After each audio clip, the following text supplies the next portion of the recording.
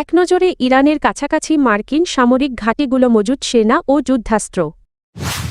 যুক্তরাষ্ট্র আক্রমণ করলে কোথায় হামলা চালানো হবে, আঞ্চলিক দেশগুলোকে জানাল ইরান। বাংলাদেশ সহ ৭৫ দেশের জন্য স্থগিত যুক্তরাষ্ট্রের ভিসা।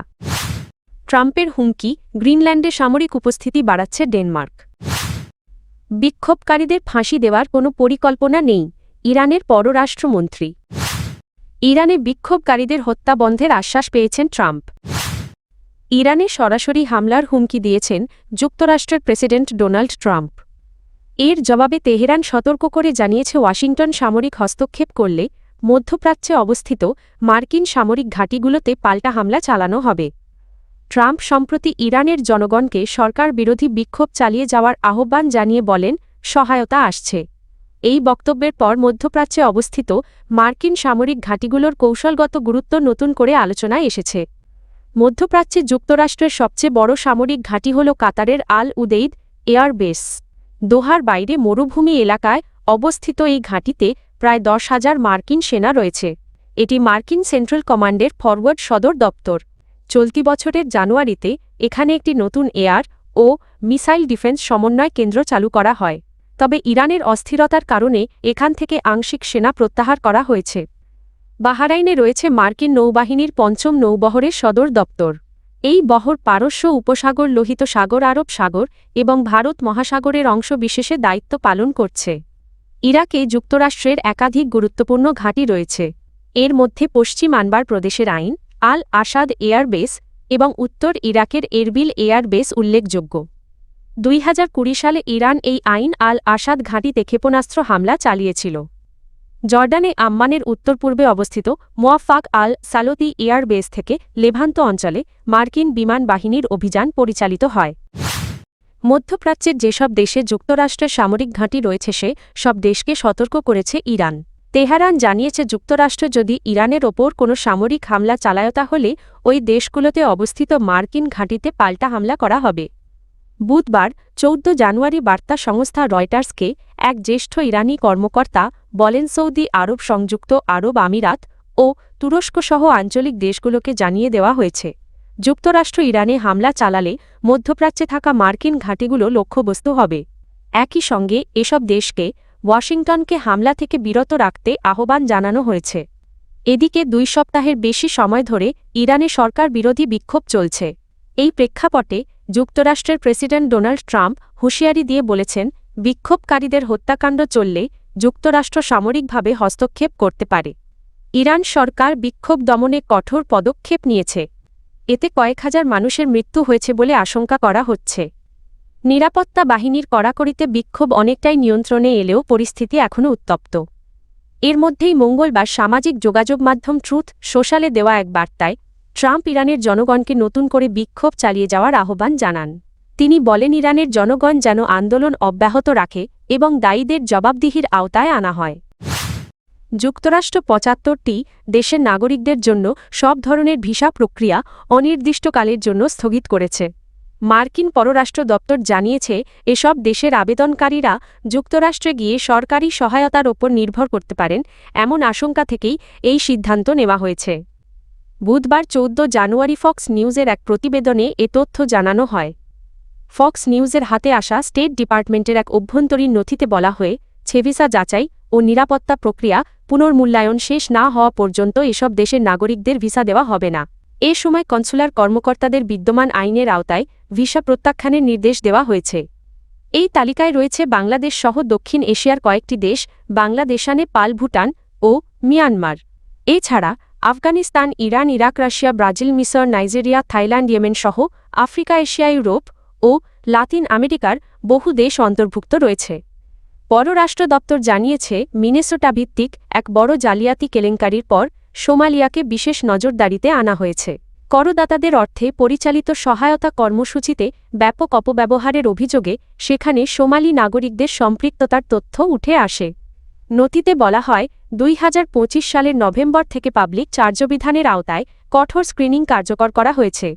এতে আবেদনকারীর বয়স, স্বাস্থ্য, ইংরেজি ভাষার দক্ষতা, আর্থিক সক্ষমতা এবং ভবিষ্যতে দীর্ঘমেয়াদী চিকিৎসা প্রয়োজন হতে পারে কি না এসব বিষয় বিবেচনা করা হবে। এমনকি অতীতে সরকারি নগদ সহায়তা নেওয়া কোনো প্রতিষ্ঠানে থাকার ইতিহাস থাকা, অতিরিক্ত বয়স বা শারীরিক জটিলতাও ভিসা প্রত্যাখ্যানের কারণ হতে পারে বলে উল্লেখ করা হয়েছে। গ্রিনল্যান্ড যুক্তরাষ্ট্র ছাড়া অন্য কোনো দেশের নিয়ন্ত্রণে থাকা অগ্রহণযোগ্য বলে মন্তব্য করেছেন মার্কিন প্রেসিডেন্ট ডোনাল্ড ট্রাম্প। আর্কটিক অঞ্চলের এই দ্বীপের ভবিষ্যৎ নিয়ে গুরুত্বপূর্ণ বৈঠকের আগেই তিনি গ্রিনল্যান্ডের ওপর যুক্তরাষ্ট্রের নিয়ন্ত্রণ নেওয়ার দাবি আবারও পুনর্ব্যক্ত করেন।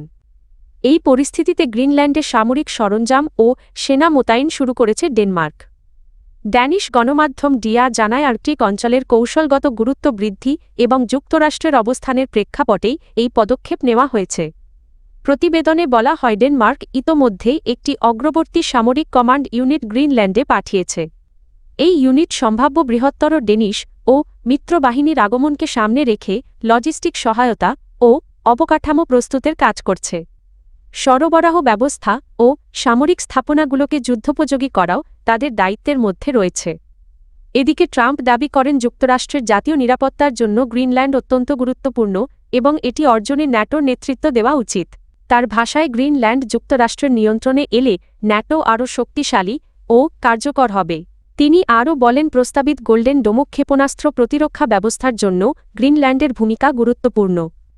ট্রাম্পের বক্তব্যের পর ডেনমার্ক গ্রিনল্যান্ডে সামরিক উপস্থিতি আরও জোরদার করার পরিকল্পনা নিয়েছে।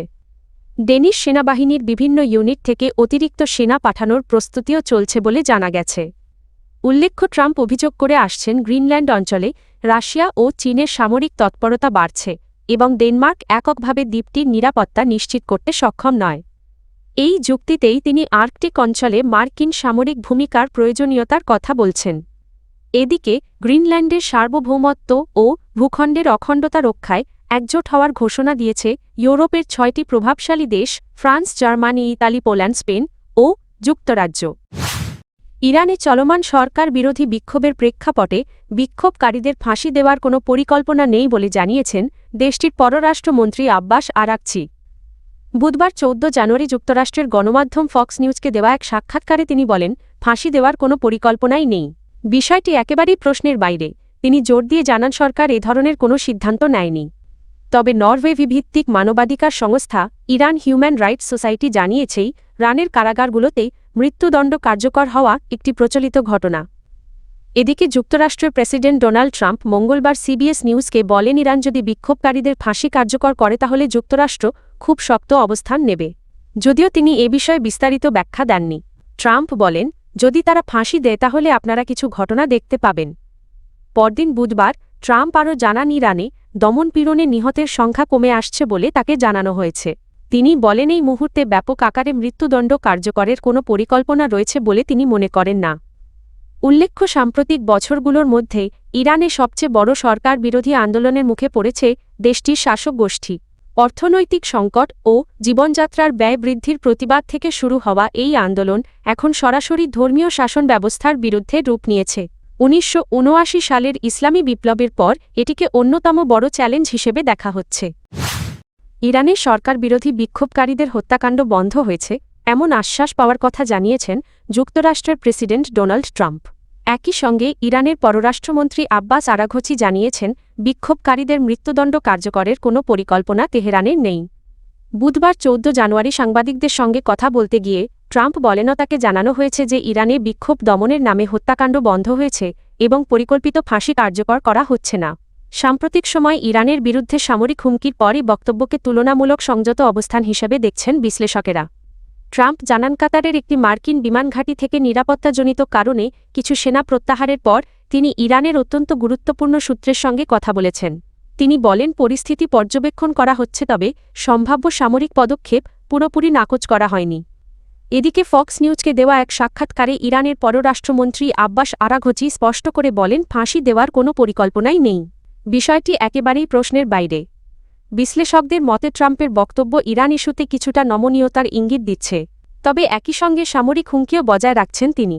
বিশেষজ্ঞরা বলছেন, যুক্তরাষ্ট্র একদিকে আলোচনার পথ খোলা রাখতে চাইছে, অন্যদিকে চাপও অব্যাহত রাখছে। এর আগে যুক্তরাষ্ট্র ও যুক্তরাজ্য কাতারের একটি বিমান ঘাঁটি থেকে কিছু সদস্য সরিয়ে নেয়। এক ইরানি কর্মকর্তা সতর্ক করে জানিয়েছিলেন, যুক্তরাষ্ট্র হামলা চালালে প্রতিবেশী দেশগুলোতে থাকা মার্কিন ঘাঁটিতে পাল্টা আঘাত হানা হতে পারে।